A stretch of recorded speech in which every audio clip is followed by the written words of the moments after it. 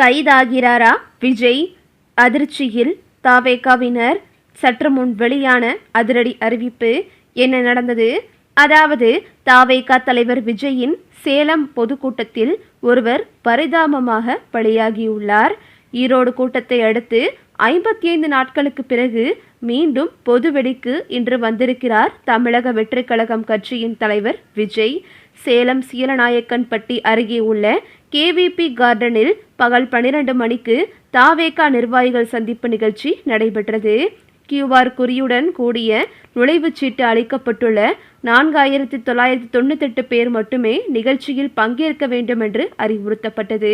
2 மற்றும் 4 சக்கர வாகனங்களை நிறுத்துவதற்கு 7 இடங்களில் பார்க்கிங் வசதி, கழிவறை, குடிநீர் வசதி, ஆண்கள் பெண்கள் தனித்தனியாக செல்ல 2 நுழைவாயில்கள், கண்காணிப்பிற்காக 25 CCTV கேமராக்கள், 15 மருத்துவ குழுக்கள், 6 மருத்துவ முகாம்கள் உள்ளிட்ட ஏற்பாடுகள் செய்யப்பட்டிருந்தன. 250 பேருக்கு ஒரு கேலரி என மொத்தம் 20 கேலரிகள் அமைக்கப்பட்டிருந்தன. கேரளிலிருந்து 50 மீட்டர் தொலைவில் விஜய் பரப்புரை மேற்கொண்டார். விஜயை பார்ப்பதற்காக ஏராளமானோர் அங்கு வந்திருந்தனர். அதே சமயம் மைதானத்தில் நிர்வாகிகள் மட்டுமே இருந்த நிலையில் கூட்டம் பெரிதாக இல்லாததால் வந்திருந்த பொதுமக்களும் பிறகு உள்ளே செல்ல அனுமதிக்கப்பட்டது. இவர் ஏற்கனவே கரூருக்கு அவர் சென்றபோது கூட்ட நெரிசலில் சிக்கி 41 பேர் பரிதாபமாக உயிரிழந்தார்கள். இதனையடுத்து சேலத்தில் நடந்த கூட்டத்தில் இன்று ஒருவர் உயிரிழந்துள்ளார். அந்த அதிர்ச்சி அடங்குவதற்குள் அதே கூட்டத்தில் இன்னொருவரும் உயிரிழந்து விட்டதாக தகவல்கள் வெளியாக ஆரம்பித்திருக்கின்றன. அரசியல் கட்சி ஆரம்பித்திருக்கும் விஜய் உங்கள் விஜய் நான் வரேன் என்கின்ற பெயரில் அரசியல் சுற்றுப்பயணத்தை ஆரம்பித்தார். அந்த பயணத்தில் கரூரில் ஏற்பட்ட கூட்ட நெரிசலில் சிக்கி 41 பேர் பரிதாபமாக உயிரிழந்தார்கள். அந்த சம்பவத்துக்கு விஜயின் அலட்சியம், தாமதமான வருகை, தவேகாவினர் செய்த ஏனோதானோ வென்ற ஏற்பாடுதான் காரணம் என பலரும் குற்றம் சாட்டி வருகின்றனர். அது மட்டுமின்றி சம்பவம் நடந்த இடத்துக்கு விஜய் நேரில் செல்லாததும் ஏகப்பட்ட விமர்சனங்களை சந்தித்தது. அது மட்டுமின்றி பாதிக்கப்பட்டவர்களை மாமல்லபுரத்திற்கு நேரில் வரவழைத்து ஆறுதல் சொன்னதும் பெரிய கண்டனத்தை பெற்றுக் கொடுத்தது.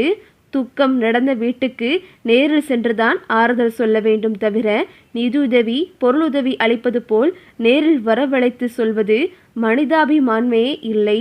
இப்படிப்பட்ட ஐடியாவை எல்லாம் விஜய்க்கு யார்தான் கொடுக்கிறார்கள்? இப்பொழுதே இப்படி என்றால் ஆட்சிக்கு வந்தால் இன்னும் என்னென்ன செய்வாரோ என்று ஏகப்பட்ட அம்புகள் அவர் மீது பாய்ந்தன. கரூர் பிரச்சனை பெரிய அதிர்வலைகளை ஏற்படுத்தின. இந்த விவகாரம் தொடர்பாக CBI விசாரணையும் தொடங்கியது. இனிமேல் விஜயின் கூட்டங்களில் இது போன்ற அசம்பாவிதங்கள் நடக்காது என்றுதான் அனைவருமே எதிர்பார்த்தார்கள். அதே நம்பிக்கையோடு இன்று சேலத்தில் விஜய் நடத்திய கூட்டத்தில் பலரும் பங்கேற்றார்கள். கொளுத்தும் வெயிலை பொருட்படுத்தாமல் விஜயின் 20 நிமிட பேச்சை கேட்டார்கள். ஆனால் கூட்டத்தில் பங்கேற்றவர்களுக்கு முறையான அடிப்படை வசதியை இந்த முறையும் தவேகாவினர் செய்யவில்லை. கிட்டத்தட்ட 3 மணி நேரத்திற்கும் மேலாக வெயிலில் நின்றதன் காரணமாக மயங்கி விழுந்து சுராஜ் என்ற இளைஞர் உயிரிழந்தார். இது மிகப்பெரிய சோகத்தை ஏற்படுத்தியது. இந்த அதிர்ச்சி அடங்குவதற்குள் இன்னொரு தகவலும் வெளியாக ஆரம்பித்திருக்கிறது. அதாவது சுராஜ் மட்டுமின்றி சேலம் கூட்டத்தில் இன்னொருவரும் உயிரிழந்து விட்டதாக தகவல்கள் வெளிவர தொடங்கியிருக்கின. இது மேற்கொண்டு பரபரப்பை ஏற்படுத்தி இருக்கிறது. தவேகாவினர் கூட்டத்திற்கான அடிப்படை வசதிகளை துளி கூட செய்யாததுதான் இந்த உயிரிழப்புக்கு காரணம் என பலரும் கூற ஆரம்பித்திருக்கிறார்கள். மேலும் விஜயின் கூட்டங்கள் வர வர பிணக்கிடங்குகளாக மாற தொடங்கிவிட்டதாகவும் விமர்சன அம்புகள் பாயத் தொடங்கிவிட்டிருக்கின்றன. மேலும் மகாராஷ்டிராவை சேர்ந்த சுராஜ் பொதுக்கூட்டத்தில் பங்கேற்க வந்தவரா அல்லது பொதுக்கூட்டத்திற்கான பணிகளை செய்ய வந்த தொழிலாளரா என்பது குறித்து சேலம் மாவட்ட காவல்துறையினர் விசாரணை நடத்தி வருகின்றனர். இந்த நிலையில் மாரடைப்பால் சூரஜ் மரணமடைந்தது வேதனை அளிக்கிறது என குறிப்பிட்டு தவேகா நிர்வாகி CTR நிர்மல்குமார் இரங்கல் தெரிவித்திருந்தார். இது தொடர்பாக அவர் தனது எக்ஸ் வலைதள பக்கத்தில் இன்று தவேகா சார்பில் சேலத்தில் நடைபெற்ற கூட்டத்தை காண வந்த சூரஜ் என்ற இளைஞர் திடீர் உடல்நலக்குறைவார் மயங்கி உள்ளார். அவருக்கு உடனடியாக முதலுதவி செய்யப்பட்டு கழக நிர்வாகிகள் சரியான நேரத்தில் மருத்துவமனைக்கு கொண்டு சென்றனர். ஆனால் மாரடைப்பால் சூரஜ் மரணம் அடைந்தது வேதனை அளிக்கிறது. இளைஞர்கள் சூரஜின் இந்த எதிர்பாராத மரணத்திற்கு எங்களது ஆழ்ந்த இரங்கலை தெரிவித்துக் கொள்கிறோம் என்று பதிவிட்டிருந்தார். இந்த நிலையில் விஜயின் கூட்டத்தில் மரணமடைந்த சூரஜுக்கு உடல்நல பிரச்சனை எதுவும் இல்லை என்றும் தாவேகாவினர் கூறுவது உண்மையல்ல என்றும் சூரஜின் நண்பர் மணிகண்டன் தெரிவித்துள்ளார்.